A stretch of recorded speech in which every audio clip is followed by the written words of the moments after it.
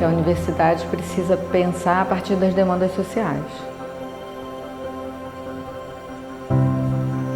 O desafio da pesquisa teórica é pensar dentro da universidade uma revisão dessa perspectiva epistêmica que hierarquiza conhecimentos e pensar que como professores de linguagem, né, de literaturas, né, de língua, nós estamos em direta relação com a cultura, com os movimentos, né, com as pessoas, com as vidas das pessoas, então precisamos aprender a olhar para os conhecimentos desses grupos que muitas vezes são invisibilizados.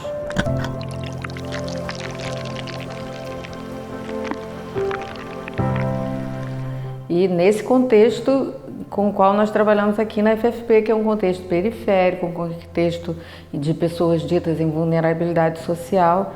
Então, a discussão principal dessa pesquisa sobre formação de professores, linguagens e justiça social está ancorada no desenvolvimento de perspectiva teórica, a reflexão do Boaventura Souza Santos sobre a universidade no século XXI, né, em que ele propõe que a universidade precisa pensar a partir das demandas sociais e que ele propõe essa discussão de uma ecologia de saberes em que a universidade não se coloca em posição hierárquica sobre os demais grupos sociais, que é uma tradição da própria instituição universitária, porque ela é uma instituição, como ele diz, de matriz colonial, né? Então essa matriz colonial é muito presente.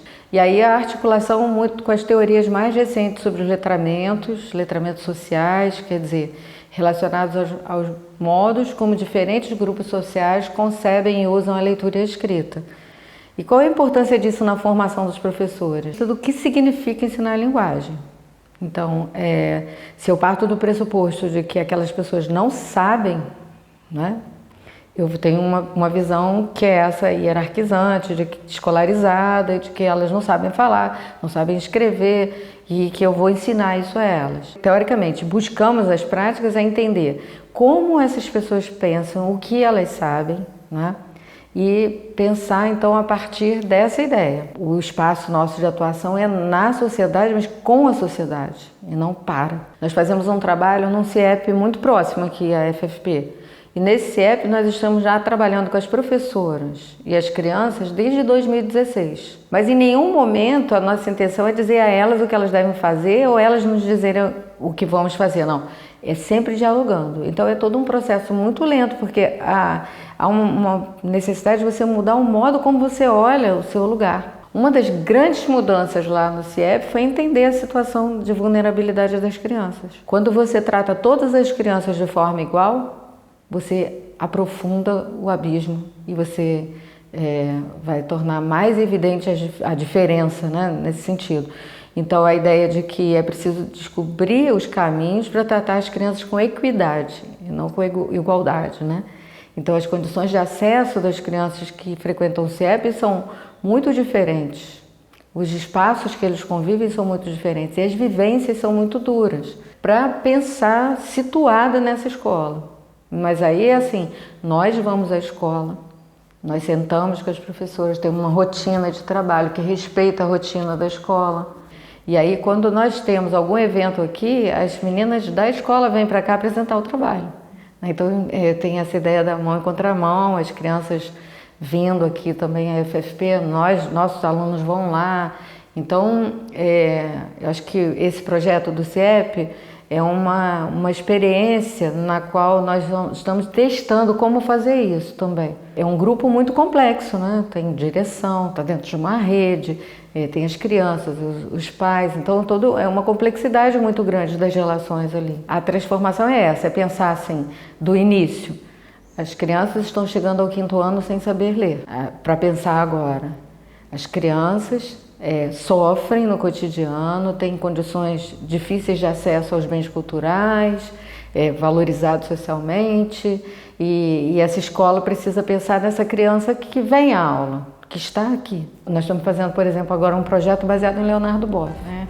Então partimos dessa perspectiva filosófica do cuidar como característica ontológica do ser humano e para pensar o cuidar nas diferentes dimensões dentro da escola. Então ele vai falar do cuidar de si, cuidar do outro e cuidar do planeta.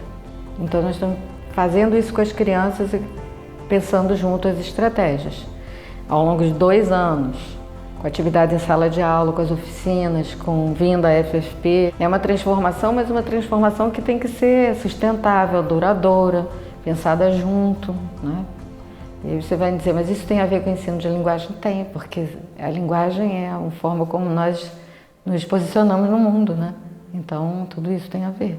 Nessa perspectiva da pesquisação socialmente crítica, a participação dos envolvidos, todos, né? Ela é horizontalizada, você vai pensar numa perspectiva que é sempre emancipatória, mas não no sentido que eu emancipo alguém, mas que todos se emancipam quando trabalham, pensam juntos e pensam no lugar, né? A partir daquele lugar. A formação de professores na perspectiva da justiça social, ela tem 4 ancoragens principais. É a crença no potencial de todos os estudantes, né? A crença no potencial do outro. A perspectiva crítica, a agência, né? O desenvolvimento da agência para a transformação social.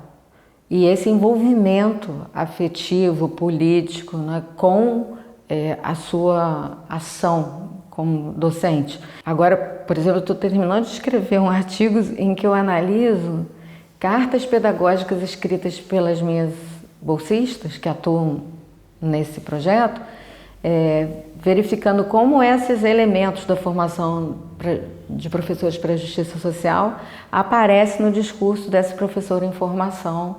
E aí já posso dizer que a primeira coisa que salta aos olhos é que o envolvimento afetivo é o que mais destaca. Uma delas, inclusive, diz assim, eu nunca tinha parado para pensar em certas coisas, que no momento em que nós começamos a discutir e agir com as crianças e prestar atenção em alguns aspectos, percebi que, de fato, era uma coisa importante a prestar atenção ali.